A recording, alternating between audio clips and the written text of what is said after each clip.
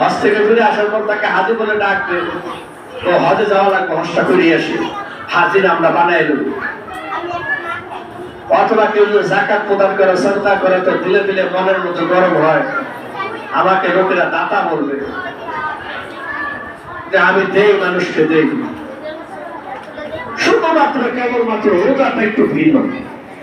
রোজা যিনি রাখেন তার ভিতরে এই জিনিসটা থাকে না, মানুষ আমাকে রোজাদার বলুক না, সে চিন্তা করে যে না,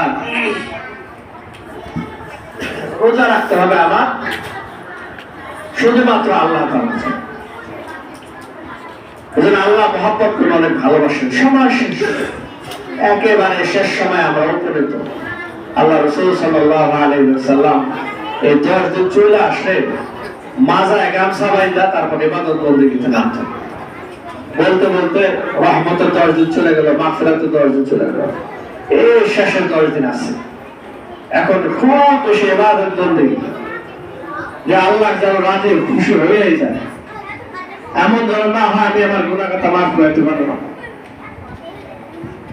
ধমকি আসছে, ওয়াইদ আসছে, ধমক আসছে।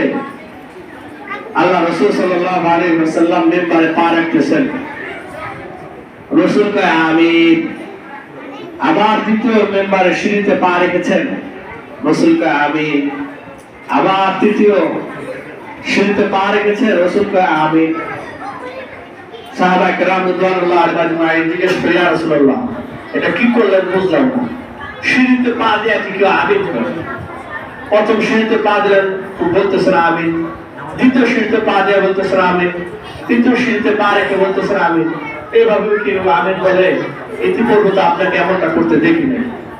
এইবার রাসূল সাল্লাল্লাহু আলাইহি ওয়াসাল্লাম বলেন, এই মাত্র জিবরিল আমিন আলাইহিস সালাম আসছে।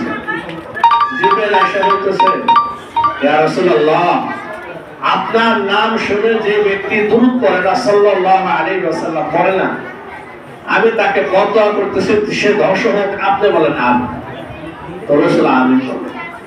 এবার রাসূল বলে, ইয়া রাসূলুল্লাহ, জিবরাইল বলে, ইয়া রাসূলুল্লাহ, যে নাকি তার মা বাবাকে জীবদ্দশায় পাইয়া খেদমত করলো, মা বাবার খেদমত করলো না, মা বাবার সাথে বেয়াদবি করে দিন কাটায় দিল, এই ব্যক্তি ধ্বংস হোক। রাসূল বলছেন যে আমিন।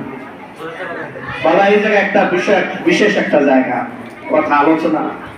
তোমরা আজকে মাদ্রাসা ছুটি হবে, প্রায় তোমরা 10 থেকে 15 দিন বা তার চেয়ে একটু কম বেশি তোমরা বাড়িতে থাকবা।